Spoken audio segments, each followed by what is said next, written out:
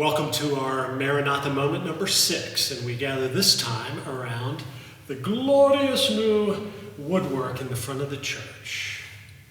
Now, you all know the story of this construction from last year because it's so new, but maybe what you haven't heard yet is the story of the lighting here. You notice the subtly placed spotlights, the downlights here and here, illuminating Jesus in these panels, which someday might be filled with icons. Isn't it beautiful, all lit up? It kind of reminds me that in the dark days, Advent tells us to wait for the dawning of the light.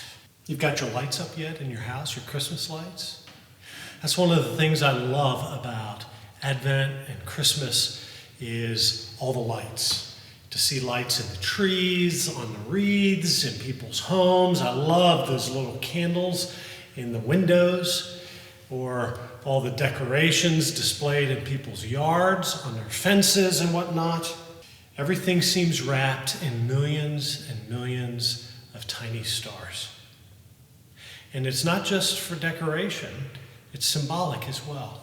And that's nice because late December is the darkest time of the year.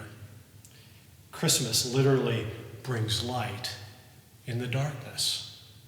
And that's the message of Isaiah chapter 9, which Matthew quotes in telling the story of the birth of Jesus. You know Isaiah's words well.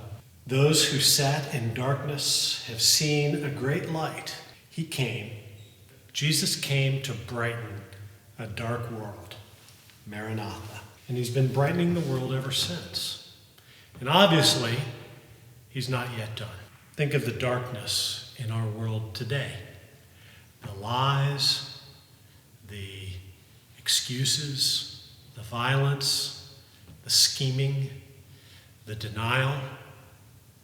And it's not just in the world out there.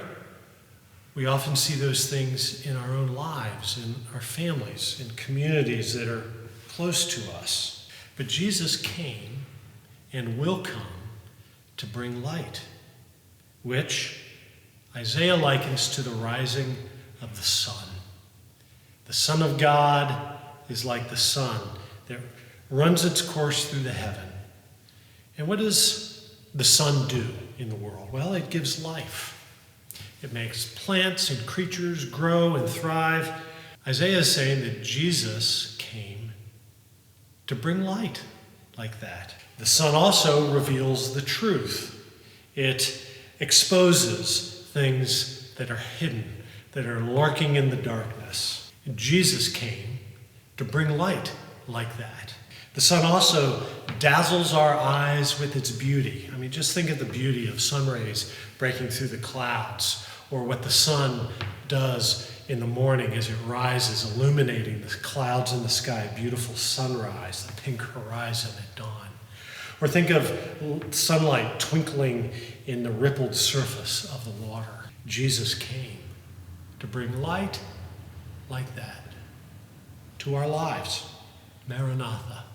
Jesus didn't just come as the light of the world.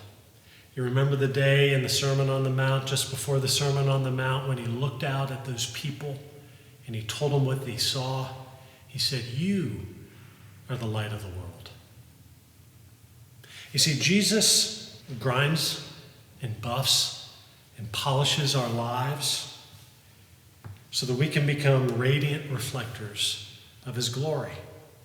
And then he sends us out to shine in the world so that others might see him reflected in our lives.